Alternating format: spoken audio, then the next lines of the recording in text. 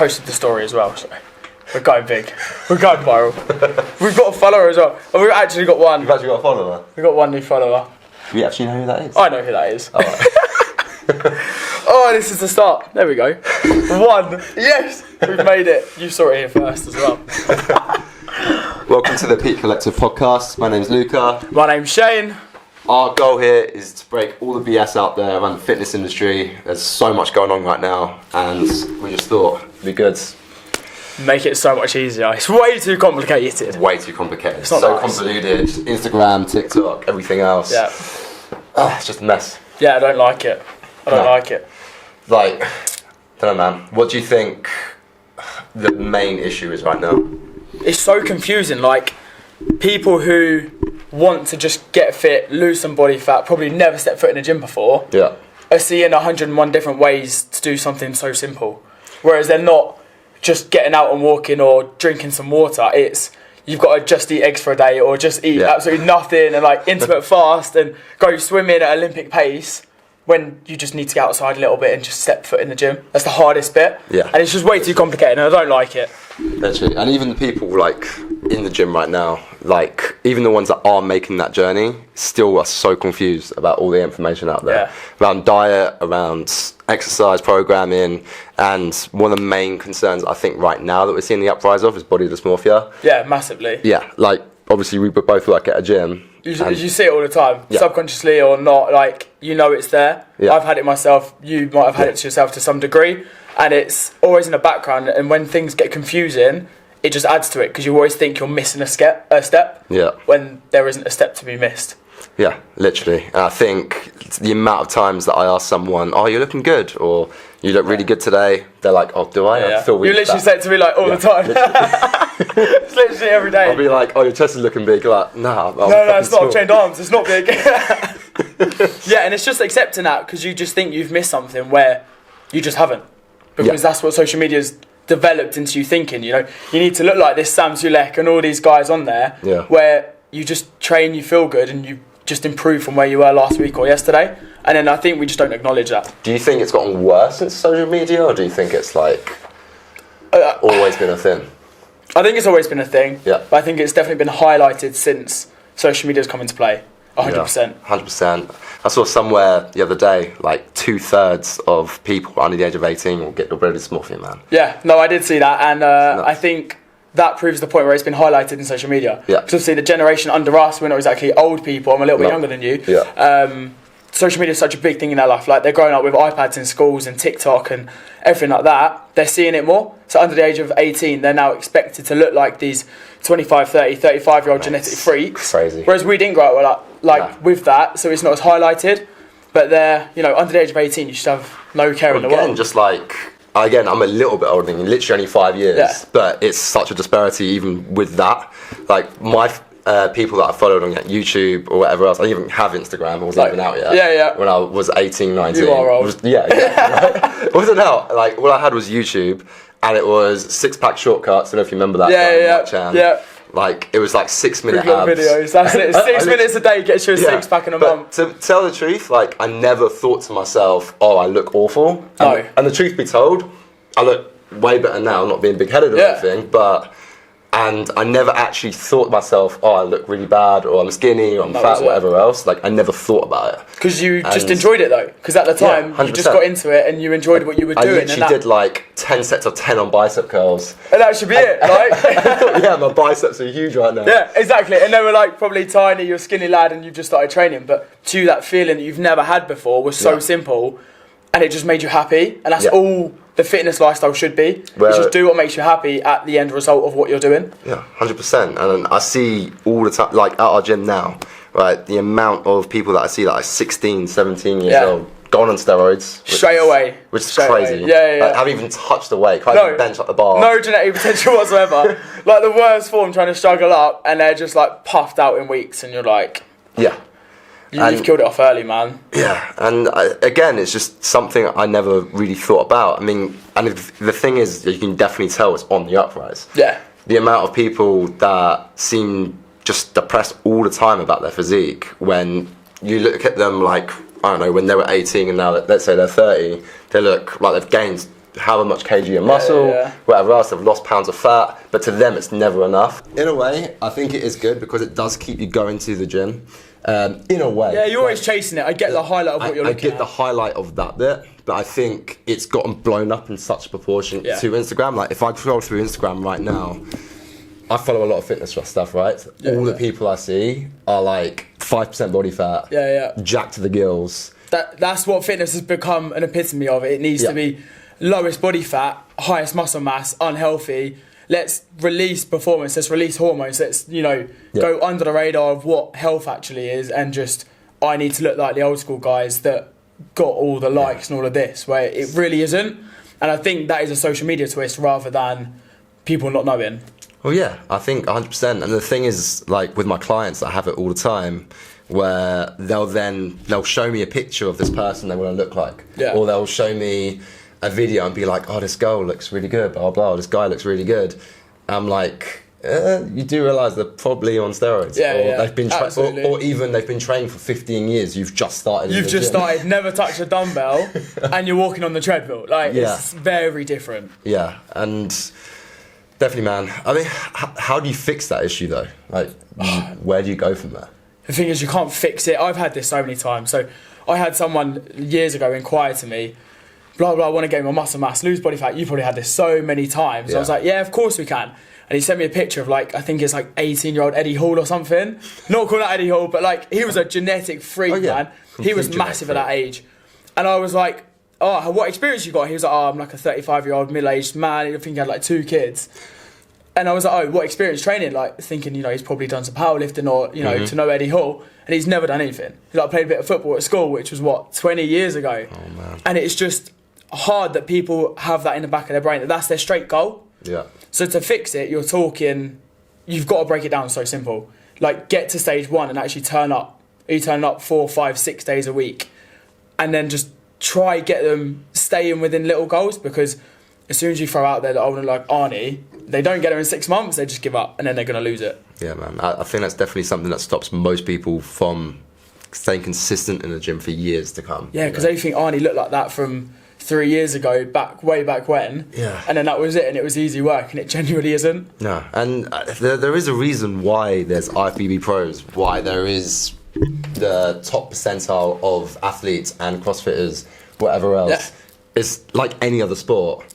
They're already got this genetic potential with the hard work that they're putting together, right? They've put everything into their life. Yeah. They don't work, they don't do anything else. No. They put 101% into being that top 1%, right? I used to play basketball. I was never going to be Michael Jordan. No. Yeah, exactly. But you played it for the fun, and you had little goals, maybe in a team or something, to win X amount of matches, we get a certain amount of points. Yeah. Or that's just what you do. It doesn't mean you need to be Michael Jordan within 10 years. No, and I think fitness and health and physique is the only sport I can personally think of where people think like this. Yeah. And no one picks up a tennis racket and thinks, I'm going to be Federer. No. Yeah, within 12 weeks, I'm going to get a really good coach, and I'm going to enter Wimbledon for next year. 100%. Like, no one thinks like that. But then straight in the gym, they touch a dumbbell once, do a set of like 21s for biceps, and they're like, do you know what, I'm ready to go on stage now. It's like, no, you're not. Yeah, and if they don't, and if they see that they're not, or they don't think they're going to get there, and they've only been there for a month, this is where the turn of steroids or the turn of depression with body dysmorphia. Yeah, you bring on BD, and there you go. It goes straight through the roof, because the target is so high.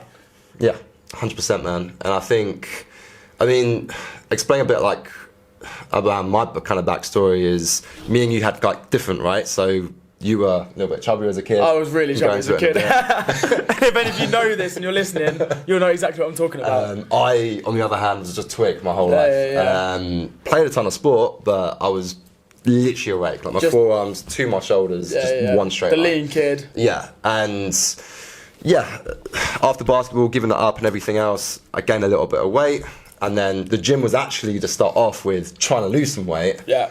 Then I got to a point where I got back to how I was when I was like 16, 17, when I was about 21, whatever, and then got really skinny again. And my biggest, I'd say, thing, whenever I train every day, is I never want to look like that again. Yeah, that makes sense. If I'm wearing the wrong thing, if I'm in the wrong lighting, if I don't know, if someone says, "Oh, you look really slim today," or something like that, it's such a trigger. Yeah. Instantly, psychology. I'm thinking, Absolutely. "Oh man, like, I don't look like I lift. I better start lifting again." Yeah. Like 20, like you said, 21 bicep curls. Let's go. Yeah, no, that's it. And that's myself, and I wouldn't even say I've got that bad like body dysmorphia or anything like that, but it's a stimulus of it, right? Yeah. Because you've got that trigger point as to back then how you felt and you didn't like it, so you changed it. So now if you think you're going backwards, it stays with you. And then again, I can relate to people in the sense of then I can see someone that's only lifted for a year, just genetically they're just a bigger person, and they're like 10 kg heavier than me, bench more than me.